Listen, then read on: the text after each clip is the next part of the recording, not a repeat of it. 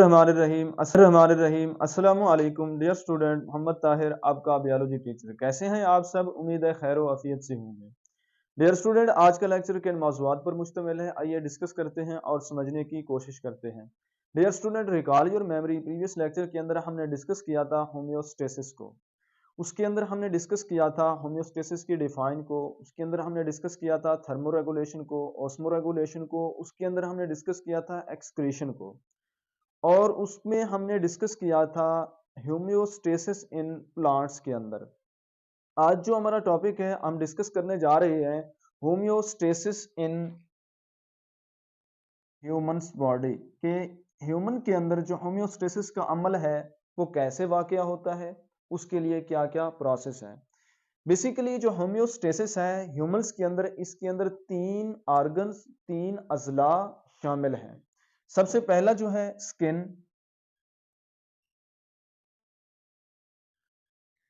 Second हमारे पास क्या है लंग्स, और थर्ड किडनीज।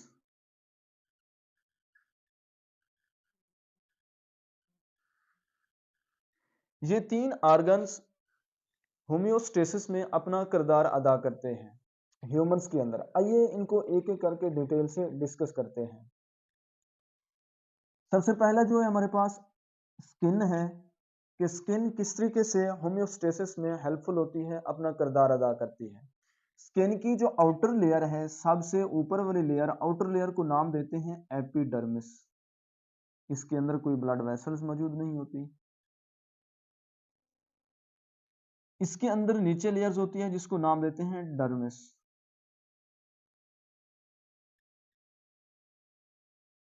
दो लेयर्स हैं, ऊपर वाली लेयर को एपिडर्मिस, और उसके अंदर कोई ब्लड वेसल्स मौजूद नहीं होती।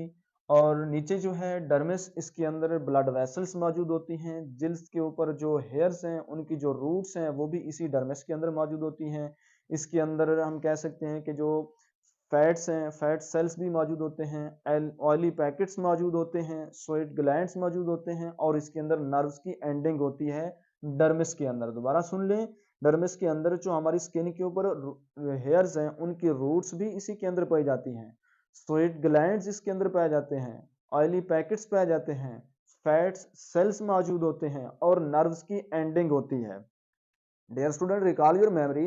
प्रीवियस लेक्चर के अंदर हमने डिस्कस किया था कि जो होम्योस्टेसिस है कि हमारी बॉडी के अंदर थर्मो रेगुलेशन के दौरान हमने ये बात को डिटेल से डिस्कस किया था कि हमारी बॉडी के ऊपर जो स्किन के ऊपर जो हेयर्स हैं, जो बाल्स हैं, जब हमें सर्दी लगती है, बॉडी के अंदर थरथराहट पैदा होती है, कपकपी तारी होती है, तो बाल्स जो हैं स्किन के ऊपर खड़े हो जाते हैं, जिसे गूस बम्प्स कहते हैं। इस अमल को, बाल खड़े हो जाना और रोंगटे खड़े हो जाना, गूस बम्प्स कहलाता है। उस दौरान क्या होता है कि हवा की गर्म लेयर्स उसके अंदर ट्रैप कर जाती है, और वो इंसुलेटर का काम करती है, और बॉडी के टेम्परेचर को मेंटेन किया जाता है, मुतवाजन हालत के अंदर बरकरार रखा जाता है। इसी तरह जो स्वेट ग्लैंड्स हैं कि हमें जब बाहर का टेम्परेचर, बैरूनी टेम्परेचर ज़्यादा होता है और इंटरनल इन्वायरमेंट का, बॉडी के अंदर जो टेम्परेचर है वो कम होता है, उसको मेंटेन करने के लिए हमारी बॉडी के ऊपर पसीना आता है। वो जो स्वेट ग्लैंड्स हैं वो पसीना प्रोड्यूस करवाते हैं, और जो वो अमल है वो कहलाता है ट्रांसपिरेशन। उसके दौरान जो है कूलिंग इफेक्ट प्रोड्यूस होती है कि जब पसीना आता है तो फिर ठंडक महसूस होती है। उस ठंडक से जो बॉडी का टेम्परेचर है उसको बरकरार रखा जाता है। इस तरीके से जो स्किन है वो हमारी बॉडी के अंदर जो है एक होम्योस्टेसिस का अमल में अपना किरदार अदा करती है, उसको बरकरार रखती है। नेक्स्ट है हमारे पास लंग्स। जो हमारे पास लंग्स हैं, लंग्स फेफड़े, अब ये किस तरीके से होम्योस्टेसिस में हेल्पफुल होते हैं, अपना किरदार अदा करते हैं। एक तो एक्सेस अमाउंट,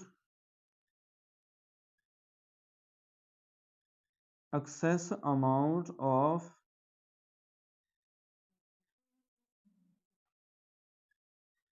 कार्बन डाइऑक्साइड को रिलीज करवाते हैं बॉडी से। दूसरा इनटेक ऑफ ऑक्सीजन,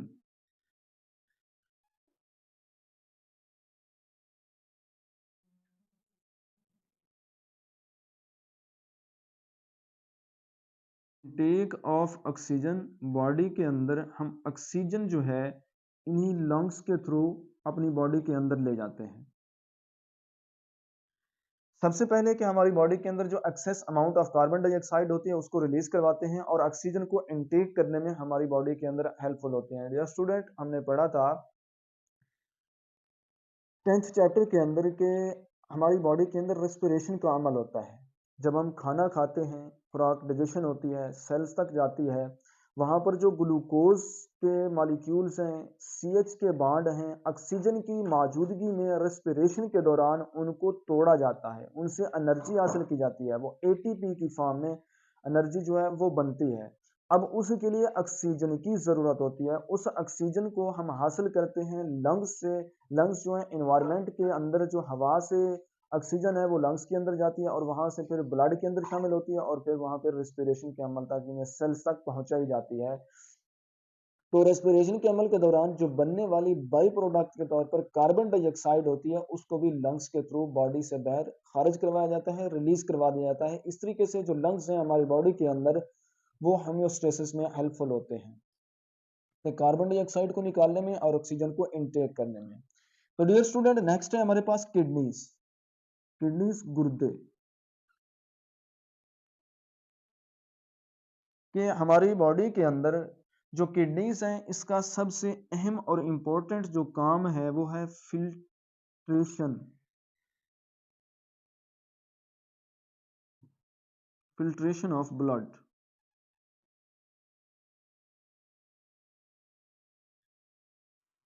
कि ब्लड की जो फिल्ट्रेशन है वो किडनीज के थ्रू होती है। कि हम खाना खाते हैं, खुराक खाते हैं, इस अमल को इंजेक्शन बोलते हैं, कि हम बॉडी के अंदर ले जाते हैं और वहाँ पे जाके स्टोमक के अंदर इसकी डाइजेशन स्टार्ट होती है, खुराक डाइजेस्ट होती है, डाइजेस्ट होने के बाद वो ब्लड के अंदर शामिल हो जाती है। जब वो ब्लड के अंदर शामिल हो जाती है तो उसके बाद उसके यानी पूरी जो खुराक है उसको ब्लड के थ्रू पूरी बॉडी के अंदर ट्रांसपोर्ट करवाया जाता है, जहाँ पर जरूरत होती है सेल्स को टिश्यूज तक मुहैया की जाती है। तो उसको पहुंचाने से पहले ये ब्लड जो है वो किडनीज के अंदर जाता है, वहां पे ब्लड की फिल्ट्रेशन होती है। फिल्ट्रेशन के अमल के दौरान खुराक के अंदर जो मुफीद मादे होते हैं उनको अलग कर लिया जाता है और जो फासिद मादे हैं उनको अलग कर लिया जाता है। जो मुफीद मादे हैं वो ब्लड के अंदर शामिल हो जाते हैं और जहां पर सेल्स को जरूरत होती है वहां पर बॉडी के अंदर पहुंचाए जाते हैं। जो मुफीद मादे होते हैं खुराक से हजम होने के बाद जो हासिल होते हैं फिल्ट्रेशन के दौरान, और जो बच जाने वाला मवाद है, फासिद मादे हैं, वो यूरिन की फॉर्म में बॉडी से बाहर रिलीज करवा दिए जाते हैं। जो पेशाब बनने का अमल है ये किडनीज के अंदर ब्लड की फिल्ट्रेशन के दौरान प्रोड्यूस होता है। कि फिल्ट्रेशन जब ब्लड की होती है उसके अंदर जो फासिल मादे होते हैं उनको अलग कर लिया जाता है, मुफीद मादों को ब्लड के अंदर शामिल कर दिया जाता है और जहां तक सेल को जरूरत होती है उस एरिया तक उनको ट्रांसपोर्ट किया जाता है, पहुंचाया जाता है। तो ये इसके बाद ये था फिल्ट्रेशन का अमल ब्लड या किडनीज जो है। अब हम यूरिनरी सिस्टम्स को डिटेल से डिस्कस करते हैं उसकी स्ट्रक्चर के साथ। यूरिनरी सिस्टम्स, सबसे पहले यूरिनरी सिस्टम्स ये जो है हमारे पास किडनीज है हमारी बॉडी के अंदर।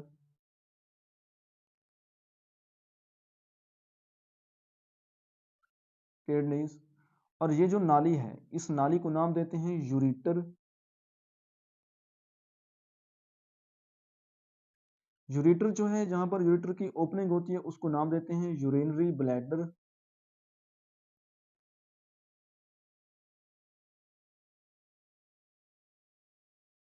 नाली को नाम देते हैं यूरिनरी ब्लैडर।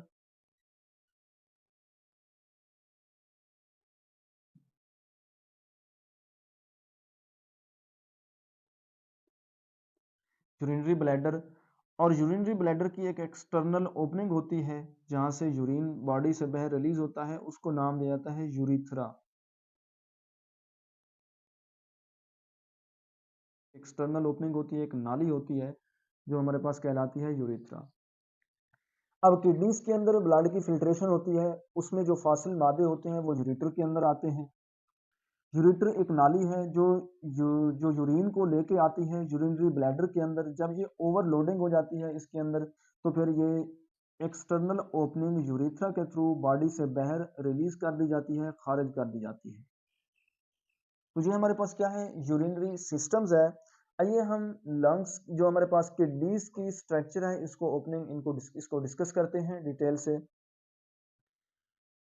ये हमारे पास एक लंग्स की स्ट्रक्चर है, जो हमारे सॉरी किडनीज की स्ट्रक्चर है। अब जो किडनीज हैं ये दो लेयर्स पर मुश्तमिल होती है, इसकी टू लेयर्स होती हैं। ऊपर वाली जो लेयर है, इस लेयर को नाम दिया जाता है रेनल कॉर्टेक्स।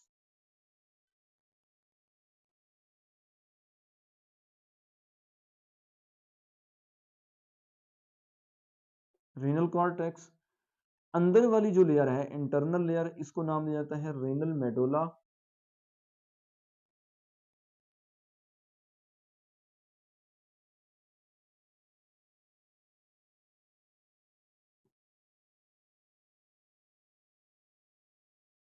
Renal medulla. अब रेनल मेडोला के अंदर, इस लंग्स के अंदर एक ट्राइएंगुलर शेप होती है जिसको नाम देते हैं रेनल पैरामिड्स। रेनल पैरामिड्स इस वजह से इसको नाम दिया जाता है, रेनल पैरामिड्स का लफ्ज ट्राइएंगुलर शेप के लिए बोला जाता है। ये वाली जो स्ट्रक्चर है, इस स्ट्रक्चर को नाम दिया जाता है रेनल पैरामिड्स।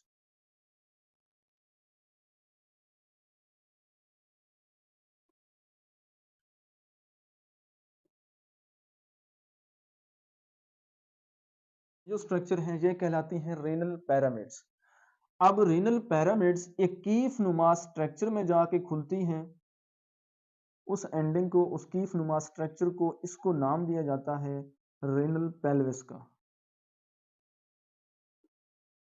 अब जो रीनल का लफ्ज है ये किडनीज के लिए इस्तेमाल होता है,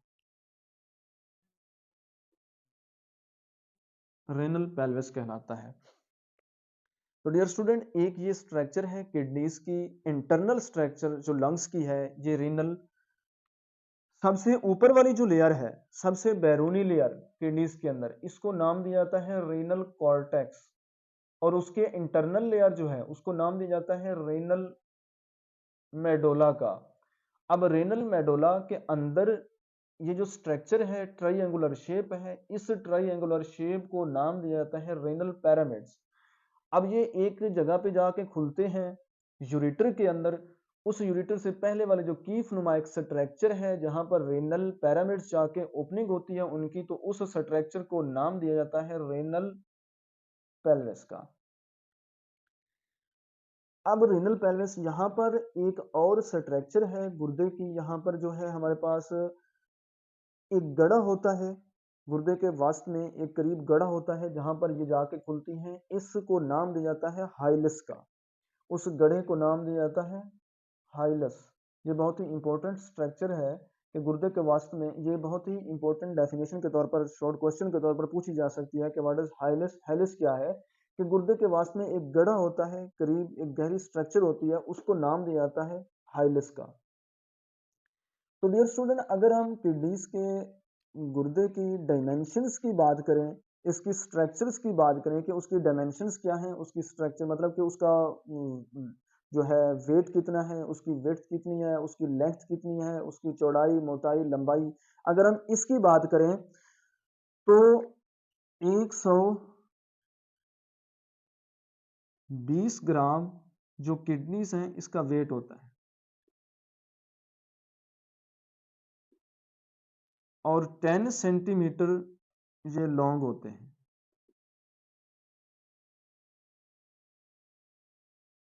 5 सेंटीमीटर इनकी विड्थ होती है, चौड़ाई होती है,